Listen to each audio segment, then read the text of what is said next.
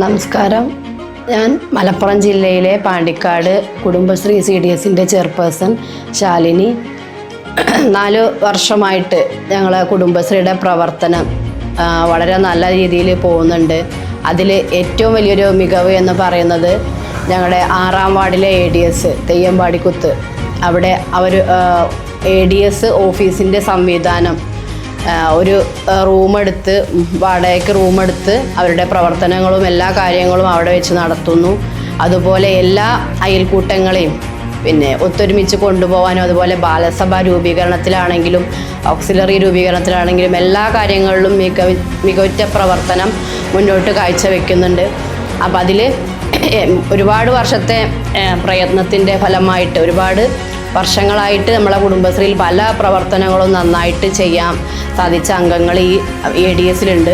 അതിൻ്റെ ഫലമായിട്ട് തന്നെ അവർക്ക് മലപ്പുറം ജില്ലയിലെ ഏറ്റവും നല്ല ADSലുള്ള അവാർഡ് നേടാൻ സാധിച്ചു. ഇത്രയാണ് പറയാനുള്ളത്. ബാക്കിയുള്ളത് ഞങ്ങളെ അംഗങ്ങൾ പറയും.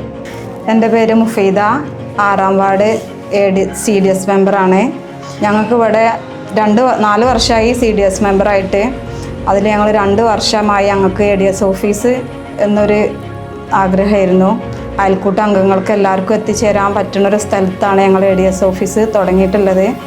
അതിൻ്റെ വാടകയ്ക്ക് ഞങ്ങൾ ADS ഓഫീസിൽ തന്നെ ഓൺലൈൻ സെൻറ്റർ ഉണ്ട്, അതുപോലെ സംരംഭമുണ്ട്. ഞങ്ങൾക്ക് പ്ലേറ്റ്, ഗ്ലാസ് അങ്ങനെ അയിമന്ന് കിട്ടുന്ന ഇതുകൊണ്ടാണ് ഞങ്ങൾ വാടക കൊടുത്തു പോകുന്നത്. കുഴപ്പമില്ല. ഞങ്ങളെ ADS അംഗങ്ങളെല്ലാവരും എല്ലാ കാര്യത്തിനും ഞങ്ങളെ കൂടെ സപ്പോർട്ടിങ് ആണ്. അതുപോലെ ഞങ്ങളെ വാർഡ് മെമ്പർ ADS അംഗമാണ്, അവരും ഞങ്ങളെ കൂടെ എല്ലാ കാര്യത്തിനും ഉണ്ട്. അയൽക്കൂട്ട അംഗങ്ങളായാലും നല്ല ഉഷാറായിട്ട് വർക്ക് ചെയ്തുകൊണ്ടിരിക്കുന്നുണ്ട്. എൻ്റെ പേര് സുഹറ. ഞാൻ ഈ വാർഡിലെ മെമ്പറും ADS അംഗവുമാണ്. കഴിഞ്ഞ വർഷം ജില്ലയിൽ നിന്നും മികച്ച ADS ആയി ഞങ്ങളെ തിരഞ്ഞെടുത്തു. അത് ഞങ്ങളുടെ അഭിമാനമാണ്.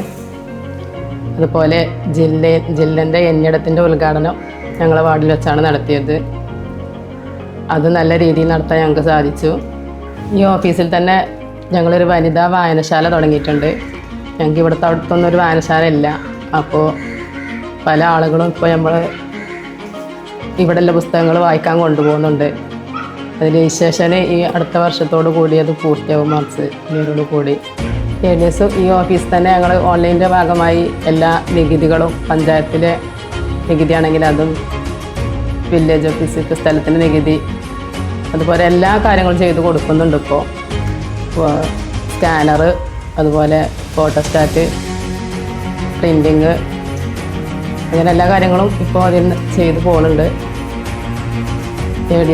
ഞങ്ങൾക്ക് ADSൻ്റെ മികച്ച ADSൻ്റെ ഭാഗമായിട്ട് 15,000 രൂപ അവാർഡും ട്രോഫിയും ജില്ലയിൽ നിന്ന് കിട്ടി.